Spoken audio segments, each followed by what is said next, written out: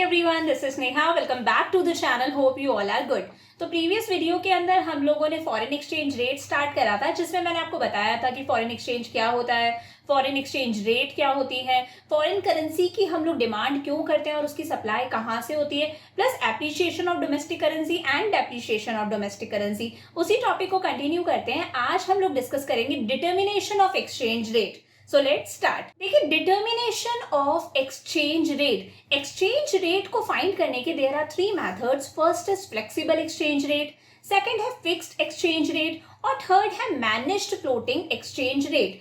आपके सिलेबस के हिसाब से अभी जो 21-22 सेशन वाला सिलेबस है उसके हिसाब से सब कुछ यहाँ पर कि एक्सचेंज रेट किस तरह से डिटरमाइन करनी है वो सब कुछ डिडक्ट हो गया है। सिर्फ आपके कोर्स के अंदर फ्लेक्सिबल एक्सचेंज रेट का मीनिंग, फिक्स्ड एक्सचेंज रेट का मीनिंग और मैनेज्ड फ्लोटिंग एक्सचेंज रेट का मीनिंग गिवन है। बाकी जो एक्स्ट्रा चीज है कि किस तरह से डिटरमाइन करना है वो आपके कोर्स से डिडक्ट हो गया है। हालांकि मैं इस वीडियो में आपको पूरा ही बता रही हूँ, आप चाहो तो आप सिर्फ मीनिंग प्रिपेयर कर सकते हो। तो आज हम लोग डिस्कस करेंगे हमारा first method, flexible exchange rate. तो देखिए, फ्लेक्सिबल एक्सचेंज रेट क्या होती है?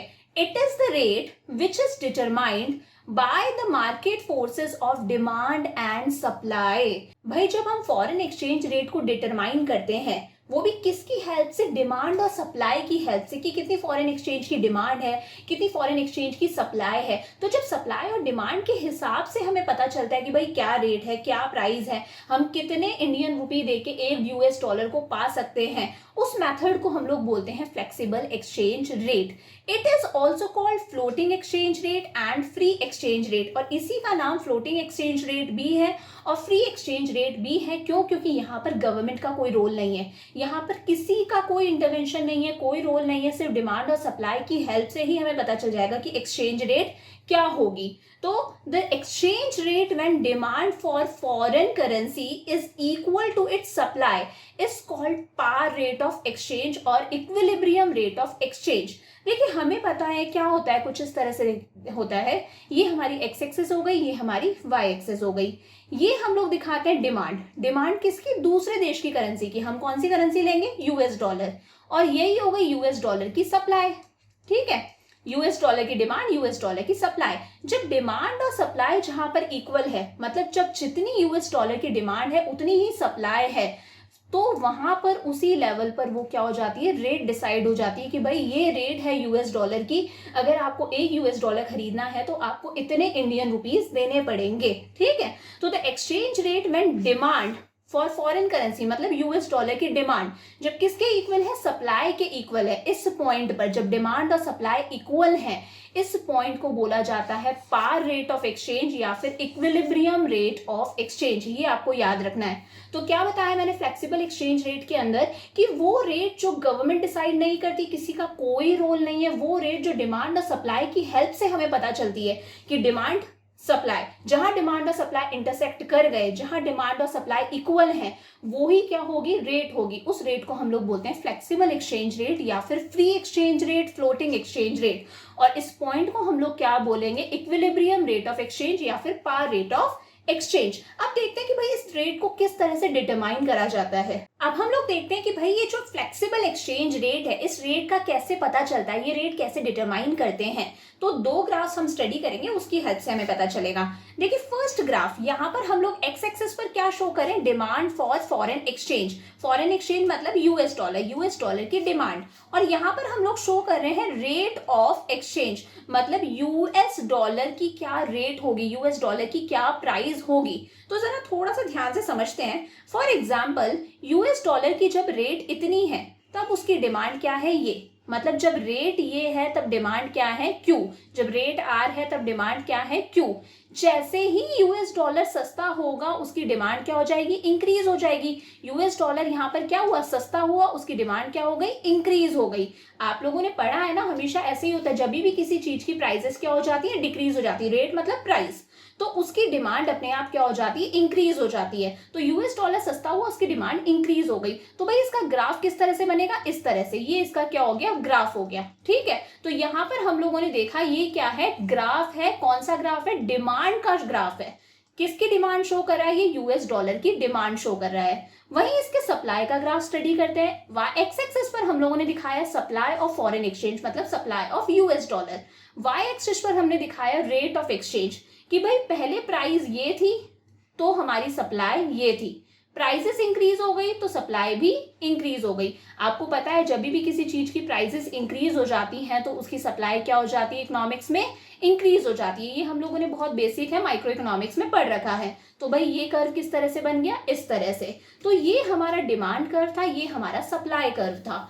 अब भाई मैं एक ही ग्राफ पर अगर दोनों को रिप्रेजेंट कर दूं कि ये मैंने क्या बनाया, मेरा डिमांड कर्व, ये मैंने क्या बनाया, मेरा सप्लाई कर्व। मतलब यहाँ पर जो हम लोगों ने दो कर्व्स डिस्कस करे उन्हें मैंने एक ही कर्व पे बना दिया। मतलब एक्स एक्सिस पर मैं क्या शो कर रही हूँ? Demand and supply of foreign exchange, और वो भी कौन सी करेंसी? US dollar. एक तरफ मैंने यूएस डॉलर की डिमांड शो करी, एक तरफ मैंने यूएस डॉलर की सप्लाई शो करी, और यहाँ पर मैं दिखा रही हूँ रेट ऑफ एक्सचेंज। तो भाई वो पॉइंट जहां पर डिमांड और सप्लाई दोनों इक्वल हैं वही हमारी क्या होगी? रेट होगी। रेट मतलब कि भाई एक यूएस डॉलर को पाने के लिए हमें कितने रुपए पे करने पड़ रहे हैं। फॉर एग्जाम्पल 1 यूएस डॉलर को पाने के लिए मुझे मेरे 74 रुपीज पे करने पड़ रहे हैं। तो ये रेट कैसे डिसाइड हो रही है? डिमांड और सप्लाई की हेल्प से। ये कौन सा मेथड है? हमारा फ्लेक्सिबल एक्सचेंज रेट। और इस पॉइंट को जब डिमांड किसके इक्वल है? सप्लाई के इक्वल है, इस पॉइंट को बोला जाता है इक्विलिब्रियम रेट ऑफ एक्सचेंज या फिर पार रेट ऑफ एक्सचेंज। हम लोगों ने अभी डिस्कस करा था। बेसिक नाम आपको क्या याद रखना है? Equilibrium rate of exchange. तो इस तरह से क्या होता है? फ्लेक्सिबल एक्सचेंज रेट मेथड के अंदर एक्सचेंज रेट डिटरमाइन करी जाती है जब डिमांड और सप्लाई दोनों क्या है? आपस में इक्वल हैं। अब भाई इसमें कुछ चेंजेस भी आ सकते हैं क्या?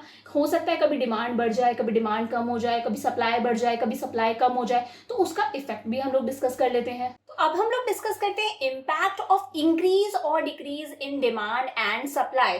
कि भाई जब डिमांड इंक्रीज हो जाए फॉरेन एक्सचेंज की, जब डिमांड डिक्रीज हो जाए, जब सप्लाई इंक्रीज हो जाए, जब सप्लाई डिक्रीज हो जाए, तो टोटल 4 सिचुएशंस हम लोगों को डिस्कस करनी है कि इन सिचुएशंस में क्या होगा, क्या इसका इफेक्ट पड़ेगा। तो first, increase in demand for foreign currency. मान लीजिए जो यूएस डॉलर है उसकी मार्केट के अंदर डिमांड इंक्रीज हो जाती है। Increase in demand for foreign currency, foreign currency मतलब यूएस डॉलर की हम लोग बात कर रहे हैं। तो जरा डिस्कस करते हैं। देखिए ये हम लोगों ने ग्राफ लिया, ये हम लोगों ने दिखाई हमारी एक्स एक्सिस। एक्स एक्सिस पर हम लोग क्या शो करें? डिमांड और supply of US dollar.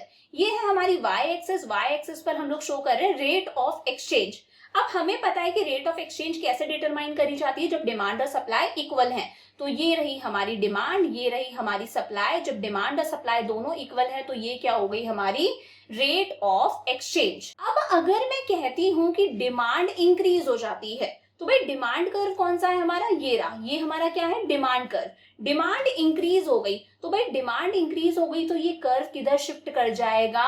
Right side shift कर जाएगा, अपवर्ड शिफ्ट हो गया। डिमांड क्या हो गई? इंक्रीज। तो अब हमारा डिमांड और सप्लाई कर्व कहाँ इंटरसेक्ट कर रहा है? ये हमारा नया डिमांड कर्व है डी डैश, और ये हमारा वही सप्लाई कर्व है। अब डिमांड और सप्लाई का कर्व यहाँ इंटरसेक्ट कर रहा है, मतलब हमारी नई रेट क्या हो गई? R1। तो हम लोगों ने देखा कि पहले हमारी रेट क्या थी? R, ठीक है।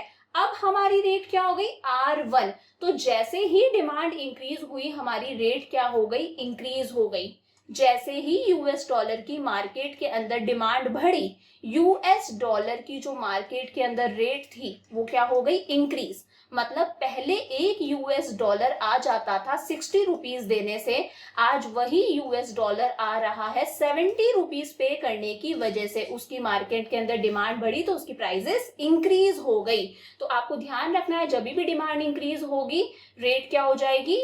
इंक्रीज हो जाएगी। और हम लोगों ने पढ़ा था कि भाई जब दूसरी करेंसी की वैल्यू इंक्रीज होती है, वो यूएस डॉलर जो हमें 60 रुपए में मिल रहा था अब 70 रुपए में मिल रहा है, उसे हम लोग क्या कहते हैं? Depreciation of domestic currency. ये हम लोगों ने हमारी प्रीवियस वीडियो में डिस्कस करा था। तो अगर अभी तक आपने प्रीवियस वीडियो नहीं देखी है तो link is given in description box, आप वहां से चेक कर सकते हो। तो जब भी दूसरी करेंसी की वैल्यू इंक्रीज होगी, मतलब वो यूएस डॉलर पाने के लिए हमें 60 रुपीज पे करने थे, आज 70 रुपीज पे करने हैं, मतलब ये क्या हो गया? Depreciation of domestic currency. Second situation discuss करते हैं, decrease in demand for foreign currency. कि भाई यूएस डॉलर की मार्केट के अंदर डिमांड क्या हो गई? डिक्रीज हो गई। तो जरा डिस्कस करते हैं। ये एक्स एक्सिस है जिस पर हम लोग हमारी डिमांड और सप्लाई शो कर रहे हैं। ये वाई एक्सिस है जिस पर हम लोग क्या शो कर रहे हैं, हमारी रेट शो कर रहे हैं। पहले हमारी डिमांड ये थी डी और हमारी सप्लाई क्या थी एस, तो ये हमारा इक्विलिब्रियम रेट थी जो कि क्या थी आर। अब हम लोगों ने देखा कि भाई डिमांड क्या हो गई, डिक्रीज, डिमांड डिक्रीज हो गई। तो डिमांड जब डिक्रीज हो गई तो ये कर्व लेफ्ट साइड शिफ्ट करेगा। अब हमारी नई डिमांड क्या हो गई, डी डैश। तो भाई अब डिमांड और सप्लाई कहाँ इंटरसेक्ट करें, यहाँ। ये डिमांड का कर्व है, ये सप्लाई का कर्व है। डिमांड और सप्लाई कहाँ इंटरसेक्ट करें, यहाँ। मतलब अब रेट क्या हो गई R1 और रेट क्या हो गई डिक्रीज। मतलब जैसे ही यूएस डॉलर की मार्केट में डिमांड डिक्रीज हुई, यूएस डॉलर क्या हो गया, सस्ता, यूएस डॉलर की रेट क्या हो गई, डिक्रीज। आपको याद रखनी है ये चीजें कि डिमांड डिक्रीज हुई तो यूएस डॉलर की रेट भी मार्केट में डिक्रीज हो गई। भाई जो यूएस डॉलर हमें 60 रुपीज में मिल रहा था, वही 1 यूएस डॉलर आज हमें 40 रुपए में मिल जाएगा। कितने रुपीज में मिल जाएगा, 40 रुपीज में। सस्ता हुआ है या नहीं हुआ। अब हमारे लिए फायदे की बात है भाई कि जो यूएस डॉलर हमें 60 रुपए में खरीदने को मिल रहा था, वो सेम यूएस डॉलर हमें 40 रुपीज में मिल रहा है। मतलब हमारी करेंसी की वैल्यू बढ़ गई। इसे हम लोग बोलते हैं एप्रिशिएशन ऑफ डोमेस्टिक करेंसी। तो ये हम लोगों ने देख लिया कि डिमांड के अंदर इंक्रीज और डिक्रीज आने पर हमारी करेंसी की वैल्यू एप्रिशिएट होती है या डेप्रिशिएट होती है। अब सप्लाई के बारे में डिस्कस करते हैं। अब हम लोग डिस्कस कर लेते हैं increase in supply of foreign currency. अभी हम लोगों ने देखा था कि भाई डिमांड में इंक्रीज हो गया, डिमांड में डिक्रीज हो गया, तो उसका क्या इफेक्ट होगा। वैसे ही अब हम लोग देख लेते हैं कि सप्लाई में इंक्रीज और डिक्रीज का क्या इफेक्ट होगा। तो इंक्रीज इन सप्लाई कि भाई यूएस डॉलर की सप्लाई मार्केट में इंक्रीज हो गई, यूएस डॉलर की सप्लाई बढ़ गई, तो उसका क्या इफेक्ट होगा। देखिए एक्स एक्सिस पर क्या शो कर रहे हैं हम, हमारी डिमांड और सप्लाई। वाई एक्सिस पर क्या शो कर रहे हैं, रेट ऑफ एक्सचेंज की क्या प्राइस होगी। तो ये रहा हमारा डिमांड कर्व और ये रहा हमारा सप्लाई कर्व। अब हम लोगों ने देखा कि भाई सप्लाई क्या हो गई, इंक्रीज हो गई। जब भी कोई चीज इंक्रीज होती है तो हम उसे राइट साइड शिफ्ट कर देते हैं। तो हमारा नया सप्लाई कर्व कौन सा हो गया, ये एस डैश। तो भाई पहले हमारा पॉइंट ऑफ इक्विलिब्रियम, मतलब इक्विलिब्रियम रेट ऑफ एक्सचेंज क्या था, ई, मतलब हमारी रेट क्या थी, आर। अब भाई यहाँ पर हमारी सप्लाई है और यहाँ हमारी डिमांड है, मतलब ये हमारा इक्विलिब्रियम रेट ऑफ एक्सचेंज है, ई डैश। अब यहाँ पर रेट क्या हो गई है, डिक्रीज हो गई है। तो हम लोगों ने देखा कि जैसे ही यूएस डॉलर की मार्केट में सप्लाई इंक्रीज हुई, उसकी रेट मार्केट के अंदर क्या हो गई, डिक्रीज हो गई। रेट क्या हो गई, डिक्रीज। ये आपको याद रखना है। मतलब जो यूएस डॉलर, जो 1 यूएस डॉलर पहले हमें ₹50 में मिल रहा था, आज वही यूएस डॉलर हमें 40 रुपीज में मिल जाएगा। क्यों, क्योंकि यूएस डॉलर की रेट क्या हो गई है, डिक्रीज हो गई है। और जब दूसरी कंट्री की करेंसी सस्ती हो जाती है, मतलब जो यूएस डॉलर पाने के लिए मुझे 50 रुपए पे करने थे, आज सिर्फ 40 रुपए ही पे करने पड़ रहे हैं, मतलब हमारी करेंसी की वैल्यू बढ़ गई। तो this is known as appreciation of domestic currency. Last हमारी कंडीशन है decrease in supply of foreign currency, कि भाई फॉरेन करेंसी मतलब यूएस डॉलर की सप्लाई मान लीजिए कम हो गई। कम हो गई मतलब वही एक्स एक्सिस पर हम हमारी डिमांड और सप्लाई शो करें, वाई एक्सिस पर हम हमारी रेट शो कर रहे हैं। तो भाई पहले हमारी डिमांड ये थी और सप्लाई ये थी, तो this was the rate of equilibrium, this was the equilibrium rate of exchange. तो ये हमारी रेट थी आर। अब हम लोगों ने देखा सप्लाई क्या हो गई, डिक्रीज, मतलब सप्लाई डिक्रीज हो गई, लेफ्ट साइड शिफ्ट कर गया हमारा कर्व। सप्लाई यहाँ पर क्या हुई है, डिक्रीज हुई है। जैसे ही सप्लाई डिक्रीज हुई, अब हमारा new equilibrium rate of exchange क्या है, ई डैश, और यहाँ पर हमारी रेट क्या है, R1। तो हमारी रेट क्या हो गई, इंक्रीज हो गई। हमारी एक्सचेंज रेट क्या हो गई, इंक्रीज। भाई कभी किसी चीज की सप्लाई नहीं होती, डिमांड तो उतनी की उतनी है, बट उस डिमांड ये है बट सप्लाई कम है उस चीज की, आगे से सप्लाई नहीं हो रही, तो वो चीज अपने आप महंगी हो जाती है, नहीं हो जाती है, क्योंकि भाई सप्लाई नहीं है और लोग डिमांड कर रहे हैं तो महंगा करना पड़ेगा। तो अपने आप यहाँ पर क्या हो जाएगी, रेट इंक्रीज हो जाएगी। जो यूएस डॉलर हमें 50 रुपए में मिल रहा था, वही यूएस डॉलर अब हमें 70 रुपए में मिलेगा। हमारे लिए तो बुरी बात है ना कि भाई पहले एक यूएस डॉलर 650 रुपीज में मिल रहा था, अब सेम यूएस डॉलर हमें 70 रुपीज में मिल रहा है। तो this is known as depreciation of domestic currency. इसी के साथ में हमारा फ्लेक्सिबल एक्सचेंज रेट खत्म होता है। नेक्स्ट वीडियो के अंदर हम लोग फिक्स्ड एक्सचेंज रेट और मैनेज्ड फ्लोटिंग डिस्कस करेंगे। तो प्लीज यार वीडियो को दोस्तों के साथ में शेयर करो, चैनल को सब्सक्राइब करो, बेल आइकन को प्रेस करो ताकि आपको इमीडिएटली नोटिफिकेशंस मिलते रहें, और वीडियोस को लाइक करो। So see you in the next video, bye for now.